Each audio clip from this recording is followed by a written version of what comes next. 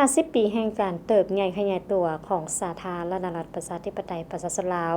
คำนับสำเสยวันชาติที่ 2 ธันวาคมครบรอบ50 ปีอย่างสุดใจ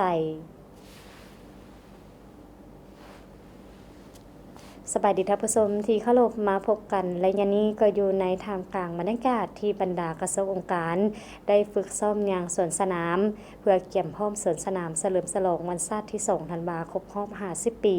ที่จะมาถึงนี้ให้มีความหมายสำคัญลึกซึ้งและสมเกียรติ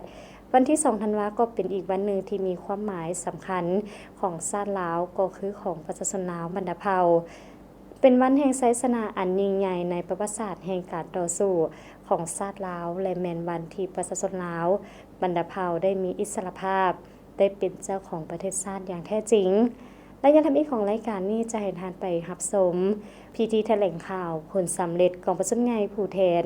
กรรมบาลลาวทั่วประเทศครั้งที่9เชิญท่านไปรับชมกองประชุมใหญ่ผู้แทนกรรมบาลลาวทั่วประเทศครั้งที่9ได้ไขขึ้นภายใต้หัวข้อยกสู่การนำพาเวียกงานกรรมบาลปกป้องสิทธิผลประโยชน์อันชอบธรรมของชนชั้นกรรมกร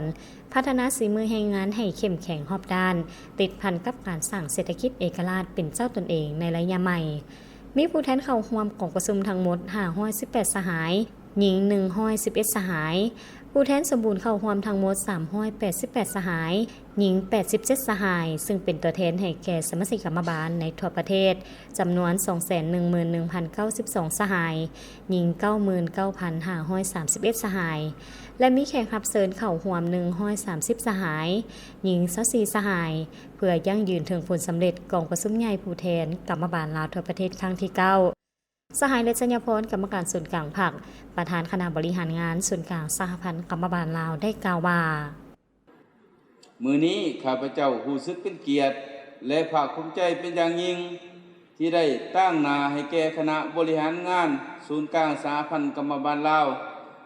ขอแจ้งเกี่ยวกับผลสำเร็จในการดำเนินกองประชุมใหญ่ผู้แทนกรรมบาลลาวทั่วประเทศครั้งที่9กองประชุมใหญ่ในครั้งนี้ได้ดำเนินอย่างเป็นทางการในวันที่27 28ตุลา2025ที่นครหลวงเวียงจันทน์กองประชุมได้ถือเป็นเกียรติอย่างสูงได้ต้อนรับสหายศิลวงศ์ขุดไพฑูรย์กรรมการกรมการเมืองศูนย์กลางพรรคประธานศูนย์กลางเนราวสังสาสตร์ข้าพเจ้าขอแสดงความคำนับและฮู้บุญคุณอย่างสูงต่อสหายกรรมการกรมการเมืองศูนย์กลางพรรคบรรดาสหายการนำพรรครัฐองค์การจัดตั้งมหาชนบรรดาสหายผู้แทนกองประชุมที่มาจากทุกภาคส่วนโอกาสนี้ข้าพเจ้าขอฝากความสามัคคีฮักแพงยื้อย่ามถามข่าวอนุบุญและจริงใจไปยังพนักงานสมาชิกกรรมบาลกรรมกรและผู้ออกแห่งงานลาวบรรดาเผ่าในทั่วประเทศที่ได้เอาใจใส่ปฏิบัติพันธหน้าที่อันมีเกียรติของตนและได้มาร่วมงานแถลงข่าวชมเชยผลสำเร็จกองประชุมใหญ่ผู้แทนกรรมบาลครั้งที่9ในมื้อนี้อย่างสุดอกสุดใจบรรดาทานบรรดาสหายที่นับถือและรักแพงข้าพเจ้าขอถือเป็นเกียรติแจ้งบรรดาทานบรรดาสหายก็คือพนักงานสมาชิกกรรมบาลกรรมกรผู้ออกให้งานลาวอยู่ในนครหลวงเวียงจันทน์ก็คือทั่วประเทศชาวบ้านกองประชุมใหญ่ผู้แทนกรรมบาลลาวทั่วประเทศครั้งที่9ภายใต้หัวข้อยกสูงการนำพาเวียกงานกรรมบาลปกป้องสิทธิผลประโยชน์อันชอบธรรมของชนชั้นกรรมกรพัฒนาฝีมือแรงงานให้เข้มแข็งรอบด้านติดพันกับการสร้างเศรษฐกิจเอกราชเป็นเจ้าตนเองในระยะใหม่กองประชุมใหญ่ครั้งนี้มีผู้แทนเข้าร่วมทั้งหมด518สหายยิ่ง111สหายผู้แทนสมบูรณ์เข้าร่วมทั้งหมด388สหายยิ่ง87สหายซึ่งเป็นตัวแทนให้แก่สมาชิกกรรมบาลในทั่วประเทศจำนวน 211,092 สหาย ยิ่ง99,531 สหายและมีแขกรับเชิญเข้าร่วม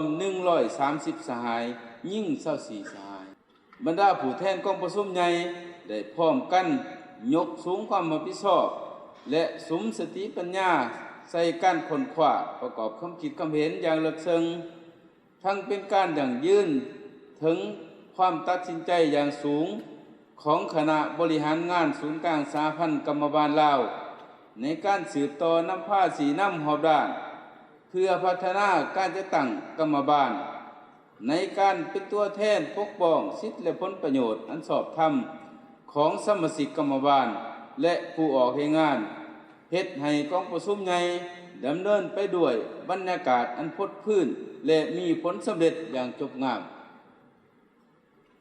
กองประชุมใหญ่ผู้แทนกรรมบาลลาวทั่วประเทศครั้งที่9ได้เป็นเอกสารรับรองเอาเนื้อในสำคัญดังนี้ 1. รับรองเอารายงานการเมืองทั้ง2ภาคพร้อมทั้งกำหนดทิศทางผาดหมายสู่ส้น5 ปีแต่2026-30เป็นบนอิงในการปฏิบัติในต่อหน้า 2. รับรองเอาแผนพัฒนาเวียกงานกรรมบาล5 ปีครั้งที่5แต่2026-30ซึ่งประกอบมี7เป้าหมายและ26แผนงานจุดสุม 3. รับรองเอาบทสำรวจการนำพาร่วมของคณะบริหารงานศูนย์กลางสหพันธ์กรรมบาลลาวสมัยที่8 4. รับรองเอากฎระเบียบของสหพันธ์กรรมบาลสมัยที่9ซึ่งประกอบมี14หมวด69มาตรารับรองเอาคำขวัญกรรมบาลลาวเข้มแข็งทันสมัยสามัคคีมีวินัยและน้ำใจสากลกรรมสีพร้อมทั้งขอแข่งขันหาเป็นเจ้าการฝึกผลหล่อหลอมทางด้านการเมืองแนวคิดเป็นเจ้าในการปฏิบัติกฎหมายและระเบียบการของรัฐเป็นเจ้าในการพัฒนาตนเองและการจัดตั้งเป็นเจ้าในการปกป้องสิทธิและผลประโยชน์อันชอบธรรมเป็นเจ้าในการปฏิบัติหน้าที่วิเศษเฉพาะอย่างประดิษฐ์กองประชุมใหญ่ได้รับฟังการประกอบความเห็นจากคณะพรรคคณะนำของกระทรวงองค์การแขวงหัวหน่วยแห่งงานได้ตีราคาอย่างถูกต้องต่อผลงานในการจัดตั้งปฏิวัติมติกองประชุมใหญ่ผู้แทนกรรมบาลลาวทั่วประเทศครั้งที่8พร้อมทั้งอย่างยืนจะสืบต่อร่วมมือสนับสนุนเอาใจใส่สร้างเงื่อนไขเอื้ออำนวยให้สหพันธ์กรรมบาลแต่ละขันธ์ได้จัดตั้งปฏิบัติและเคลื่อนไหวตามพระราชบทบาทของตนให้มีผลสำเร็จอย่างสูงในต่อหน้ากองประชุมใหญ่ได้พร้อมกันใส่สิทธิประชาธิปไตยปอนบัตรคัดเลือกเอาและรับรองเอาคณะบริหารงานศูนย์กลางสหพันธ์กรรมบาลลาวสมัยที่9จำนวน61สหายยิ่ง20สหายซึ่งแม่นผู้มีมาตรฐานเงินไขที่ได้กำหนดไว้ซึ่งประกอบด้วยผู้เก่าผู้ใหม่รุ่นอาวุโสรุ่นกลางรุ่นหนุ่มเพศและชนเผ่ากองประชุมข้างปฐมฤกษ์ของคณะบริหารงานศูนย์กลางสหพันธ์กรรมบาลลาวได้เป็นเอกสารกันเลือกเอาคือ 1. สหายเล็ดเสญพรเป็นประธานคณะบริหารงานศูนย์กลางสหพันธ์กรรมบาลลาวสุดที่9 2. สหายพรสารวิไลเม่งเป็นห้องประธานคณะบริหารงานศูนย์กลางสหพันธ์กรรมบาลลาว 3. สหายวิไลวงศ์เขเสริมเป็นห้องประธานคณะบริหารงานสหพันธ์กรรมบาลลาว 4. สหายทองจันทร์ภูมิพันธ์เ เป็นห้องประธานคณะบริหารงานสหพันธ์กรรมบาลลาวได้เป็นเอกสารกั้นหับห้องเอาประธานและห้องประธานกวดก้าคือสหายวิไลวงศ์เกษมเป็นประธานกวดก้าคณะบริหารงานศูนย์กลางสหพันธ์กรรมบาลลาวสหายนางสายปานีสมสนิทเป็นห้องประธานคณะกวดก้าและสหายนางเกตมณีจุลมณีเป็นห้องประธานคณะกวดก้าของคณะบริหารงานศูนย์กลางสหพันธ์กรรมบาลลาวกองประชุมใหญ่ถือเป็นเกียรติอย่างสูงที่ได้ต้อนรับและรับฟังการอบรมของสหายศิลวงศ์ขุดไพฑูรย์กรรมการกรมการเมืองศูนย์กลางพรรคประธานศูนย์กลางในลาวสังชาติสหายได้ย่องย่อซุ่มเซ้ยต่อผลงานและการเคลื่อนไหวของสมาชิกกรรมบาลกรรมกรและผู้ออกแห่งงานลาวบรรณเผ่าที่ได้ประกอบส่วนอย่างตั้งหน้าเข้าในภารกิจปกปักรักษาและสร้างสรรค์พัฒนาประเทศชาติดังคำขวัญที่ว่ากรรมบาลลาวเข้มแข็งทันสมัยสามัคคีมีวินัยและน้ำใจสากลกรรมสิทธิ์ซึ่งสหายได้เน้นหนักให้หลายปัญหาที่สำคัญทุกคำคิด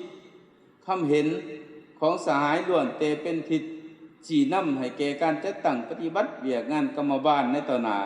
ให้มีผลสำเร็จแสดงความหูบุญคุณอย่างสูงต่อการนำพรรคและสภาแห่งชาติรัฐบาลซึ่งยามใดก็ได้เป็นห่วงเป็นใยใกล้ชิดติดแท้นำผ้าสีน้ำและสร้างเงื่อนไขอำนวยความสะดวกให้สหพันธ์กรรมบาลได้เคลื่อนไหวตามพระบทบาทของตนและศึกษาอบรมก่อสร้างสมาชิกกรรมบาลกรรมกรเจ้าพอให้งานลาวบรรณเผ่าให้มีคุณธาตุการเมืองนักแน่นมีคุณสมบัติศีลธรรมปฏิบัติมีระเบียบวินัยในการออกให้งานข้าพเจ้าขอเรียกร้องมายังคณะพรรคอำนาจการปกครององค์การจัดตั้งทุกขันคณะบริหารงานศูนย์กลางสหพันธ์กรรมบาลลาวและคณะกรรมการนำกรรมบาลทุกขันจงเพิ่มทวีในการนำผ้าสีน้ำพัฒนาตนเองอย่างหอบด้านเพื่อเฮ็ดหลอดหน้าที่อันมีเกียรติสง่าของตนขอเรียกร้องมายังสหพันธ์กรรมบาลทุกภาคส่วนพนักงานสมาชิกกรรมบาลกรรมกรผู้ออกแห่งงานลาวบรรณเผ่าในทั่วประเทศจงพร้อมกันสืบต่อออกแห่งแข่งขันจัดตั้งพันขยายมติกองประชุมใหญ่ผู้แทนกรรมบาลลาวทั่วประเทศครั้งที่9ให้บรรลุผลสำเร็จตามจุดประสงค์และระดับขาดหมายที่วางไว้ขอแสดงความขอบใจมายังคณะประธานบรรดาท่านการนำภาครัฐและองค์การจัดตั้งมหาชนขันศูนย์กลางบรรดาประเทศเพื่อนมิตรยุทธศาสตร์องค์การจัดตั้งสากลและสหพันธ์กรรมบาลแต่ละขันบรรดาวิสาหกิจทั้งภาครัฐและเอกชนสมาชิกกรรมบาลกรรมกรผู้ออกแห่งงานลาวบรรณเผ่าที่ได้ให้การสนับสนุนช่วยเหลือจึงเฮ็ดให้กองประชุมใหญ่ผู้แทนกรรมบาลลาวทั่วประเทศครั้งที่9สำเร็จอย่างจบงาม พร้อมเดียวกันนี้บรรดาผู้แทนของประชุมยังได้พร้อมกันยกสูงความรับผิดชอบและสุมสติปัญญาใส่การค้นคว้าประกอบคำคิดคำเห็นอย่างลึกซึ้งทั้งเป็นการยั่งยืนถึงความตัดสินใจสูงของคณะบริหารงานศูนย์กลางสหพันธ์กรรมบาลลาวในการสืบต่อนำพาซี่นำฮอบด้านเพื่อพัฒนาการจัดตั้งกรรมบาลในการเป็นตัวแทนปกป้องสิทธิและผลประโยชน์อันชอบธรรมของสมาชิกกรรมบาลและผู้ออกแรงงานเห็นให้ของประชุมใหญ่ดำเนินไปด้วยบรรยากาศอันฟดฟื้นและมีผลสำเร็จอย่างจบงามในโอกาสเดียวกันนิทานยังได้เรียกห้องมายังคณะพรรคอำนาจการปกครององค์การจัดตั้งทุกขั้นคณะบริหารงานศูนย์กลางสหพันธ์กรรมบาลลาวและคณะนำกรรมบาลทุกขั้นจงเพิ่มทวีในการนำพาซี่นำพัฒนาตนเองอย่างรอบด้านเพื่อเฮ็ดหล่อนหน้าที่อันมีเกียรติสง่าของตน ขอเรียกร้องมายังสหพันธ์กรรมบาลลาวทุกภาคส่วน พนักงาน สมาชิกกรรมบาล กรรมกร และพวกแรงงานลาวบรรดาเผ่าในทั่วประเทศ จงพร้อมกันสืบต่อออกแรงแข่งขันจัดตั้งผันขยายมติของประชุมใหญ่ผู้แทนกรรมบาลลาวทั่วประเทศครั้งที่ 9 ให้บรรลุผลสำเร็จตามจุดประสงค์และระดับคาดหมายที่วางไว้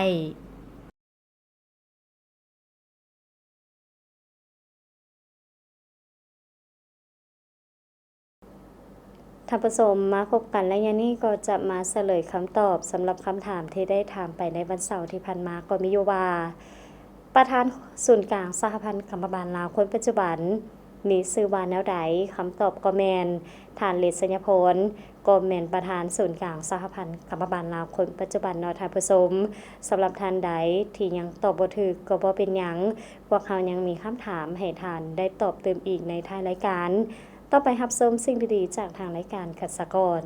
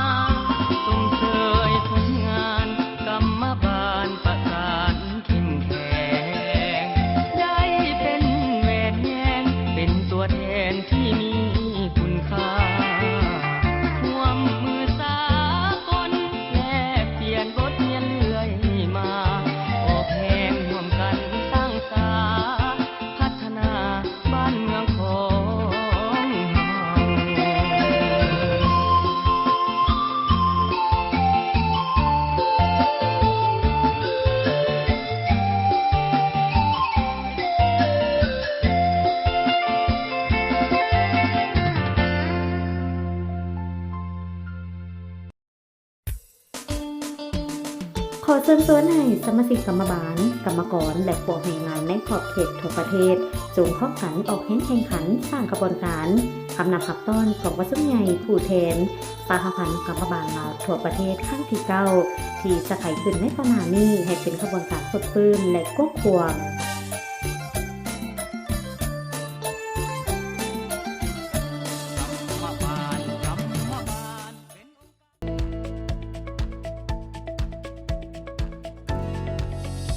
องค์การประกันสังคมแห่งชาติหรืออบส.สร้างตั้งขึ้นโดยรัฐบาลเคลื่อนไหวภายใต้การชี้นำของรัฐมนตรีกระทรวงแรงงานและสวัสดิการสังคมมีกงจักบริหารอยู่ขั้นศูนย์กลางและท้องถิ่นมีหน้าที่จัดตั้งปฏิบัติกฎหมายว่าด้วยการประกันสังคมเพื่อค้ำประกันสิทธิผลประโยชน์ด้านสวัสดิการให้แก่ชาวผู้ออกแรงงานทั้งภาครัฐและเอกชนผู้เฮ็ดเวียกอยู่วิสาหกิจต่างๆและผู้สมัครใจในเวลาที่เขาเจ้าประสบเคราะห์ให้เกิดเหตุการณ์ต่างๆเช่นการเจ็บเป็นเกิดอุบัติเหตุต่างๆเสียกำลังแรงงานหรือเสียองคะพักเวียกย้อนป่วยการเกิดลูกเสียชีวิตและให้การคุ้มครองเมื่อผู้ประกันตนฮอดอายุเกษียณบำนาญทุกการบริการในระบบประกันสังคมแม้นบ่มีค่าธรรมเนียมพวกเขาให้บริการด้วยความจริงใจสายน้ำสร้างพลังงานธรรมชาติที่มีท่าแห่งในการผลิตไฟฟ้าของประเทศลาวต้องมีการวางแผนพัฒนาจัดสรรอย่างเป็นระบบครบสุดเพื่อให้เกิดประโยชน์สูงสุดด้วยความห่วงแหงห่วงใจของหลายภาคส่วนเฮ็ดเวียกด้วยความมุ่งมั่นเพื่อการผลิตไฟฟ้าตอบสนองกับความต้องการการนำไส้ภายในและต่างประเทศของหลายภาคส่วนสร้างสติปัญญาของคนรุ่นใหม่หับไส้ในอนาคตบ่ว่าจะเป็นด้านกสิกรรมชลประทาน อุตสาหกรรม การท่องเที่ยว การคมนาคมขนส่ง และก้าวหน้าสู่ความทันสมัย ไฟฟ้าลาวบ่เคยหยุดพัฒนาเพื่อความสุขของคนลาว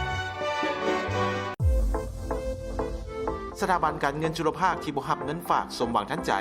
แม่นเปิดให้บริการเริ่มตั้งแต่วันที่30ตุลาคม2017เป็นต้นมากลุ่มลูกค้าเป้าหมายแม่นบุคคลทั่วไปและนิติบุคคลบ่ว่าจะเป็นบุคคลหรือนิติบุคคลก็สามารถกู้ยืมได้และบ่เลือกอาชีพบ่ว่าจะเป็นพนักงานทหารตำรวจครูแพทย์หมอแม่ค้าสาวขายหรือธุรกิจขนาดน้อยและอื่นๆสถาบันการเงินจุลภาคที่บ่รับเงินฝากสมหวังทันใจเป็นสินเชื่อสำหรับใบตาดินสินเชื่อสำหรับพนักงานบัตร ATM สินเชื่อสำหรับหนังสือรถจำจอดกู้ยืมง่ายอนุมัติไวดอกเบี้ยเริ่มต้น 1.8 ส่วนห้อยโทรสอบถามข้อมูลเพิ่มเติมโทร 021-335034 020-22-999-666 020-562-58800ให้บริการวันจันทร์หาวันศุกร์สถานที่ตั้งอยู่บ้านดงคำสร้างเมืองหาดไซฟองนครหลวงเวียงจันทน์สถาบันการเงินจุลภาคที่บ่รับเงินฝากสมหวังทันใจกู้ยืมง่ายอนุมัติไวดอกเบี้ยต่ำสะดวกสบายบ่ยุ่งยากในการประกอบเอกสาร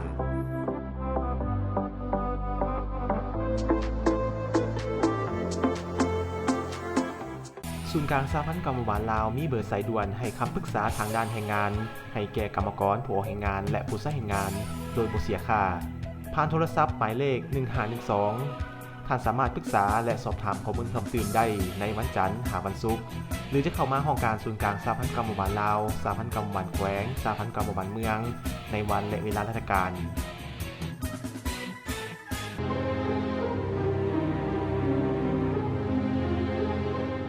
ความจำเป็นในการใช้เครื่องป้องกันแรงงาน